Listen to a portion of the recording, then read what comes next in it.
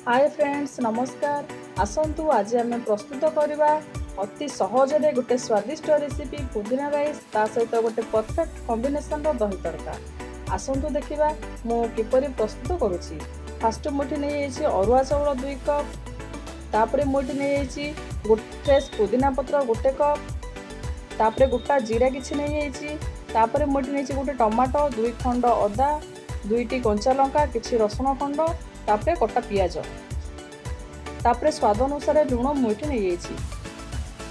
Fast आम पुदीना पत्र को ग्राइंड करवा। ग्राइंडिंग जार मु पुदीना पत्र को दे देछि, तापरे मुठी देछि किछि रसुण खंड, तापरे मुठी कंचा लंका 2टी देछि, तापरे 2 खंड अदा नहीं मुठी, तापरे गोटे टमाटो नहीं जाइछि, तापरे अल्प किछि पानी दे मुठी भल भाबे फाइन पेस्ट कर देछि। तापरे मुठी किछि चिना बादाम नहीं जाइछि, काजू अल्प किछि नहीं जाइछि, तापरे किछि गोटा गरम मसला मुठी नहीं जाइछि, तापरे पेस्ट कर रखिथिबा पुदीना को मुठी गोटे कंटेनर रे बाहर कर देछि। तापरे गैस रे प्रेशर कुकर बसाई मु 2 चामच तेल दे देछि। आपण चाहे पात्र रे मध्य करि परिबे। तेल गरम हो सारा पर मुठी जीरा किछि देछि, जीरा को किछि समय फुटिबा को मुठी छाड़ी देछि। जीरा फुटी सारिबा पर मुठी गोटा गरम मसला सब दे देछि। गरम मसला को किछि समय पाई भाजी देछि मुठी। तापरे कटा पियाज किछि दे देछि मुठी। कटा पियाज को टिके लाल होला पर्यंत मुठी भाजी देछि। देखो कटा पियाज लाल हो सारा पर मुझे किसी चिना बादाम दे देछि। तापरे मुझे किसी काजू दे देछि। चिना बादाम आ काजू को मध्य मुझे लाल होला पर्यंत 1 मिनिट पाई भाजी देछि। तापरे मुझे पुदीनार पेस्ट को दे देछि। गैस रो फ्लेम को मीडियम रखी पुदीना पेस्ट को 1 मिनिट पर्यंत मुझे भाजी देछि। पुदीना पेस्ट भाजी हो सारा पर तापरे मुझे चाउल को दे देछि।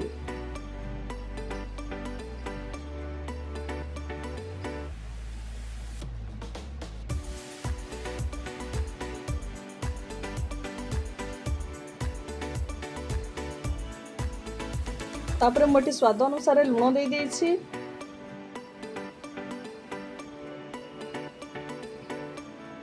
तापरे भल भाबे मिक्स कर देछि। देखो चाउल पुदीना पत्र आउ सब जिनस को मुठी भल भाबे मिक्स कर देछि। गैस रो फ्लेम को मीडियम रखी चाउल को टिके समय लाल होला पर्यंत 2 मिनिट पाई भाजी देछि। देखो मुठी गरम पानी दे देछि। आमे चाउलर माप अनुसार पानी देबा, माने 2 कप चाउल को तार डबल क्वांटिटी रो 4 कप पानी एठी दे देछि। मु भल भाबे घांटी प्रेशर कुकर ढांकुनी बंद कर देबा। 2टी हुइसिल देला पर्यंत मुठी छाड़ी देछि। तापरे दही तड़का पाई मुठी दही नहीं जाइछि, काश्मीरी लाल मिर्च, हलदी गुंड, सुखिला लंका आउ हिंगु किछि नहीं जाइछि। तापरे कोरी रखिथिबा अदा नहीं, स्वाद अनुसार लुण नहीं, तापरे मुठी कस्तूरी मेथी नहीं, चॉप कर रखिथिबा रसुण, कंचा लंका आ भृसंग पत्र, कटा पियाज मुठी नहीं जाइछि।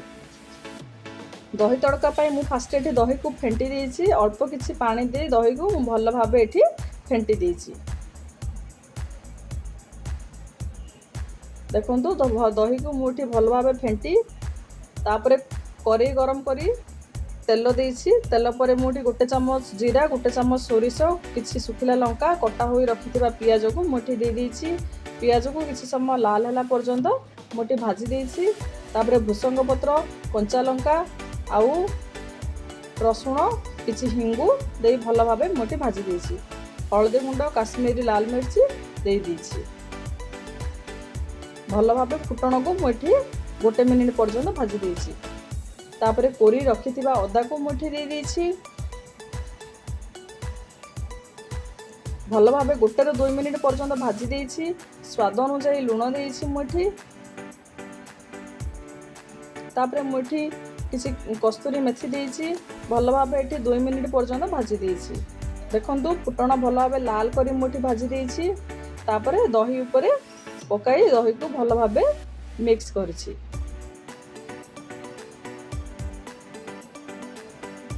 देखंतु आमर ये प्रस्तुत हो अति सुंदर अति सहज कम समय अति स्वादिष्ट रेसिपी दही तड़का। देखंतु भल भाव मिक्स करी मुझे रेडी कर देइछि दही तड़का। देखंतु एठी रेडी होइछि हमर पुदीना राइस ता सहित दही तड़का। निजे घरे बनांतु निजे खांतु आ समस्त को खाइबा को दियंतु। रहुछि नमस्कार।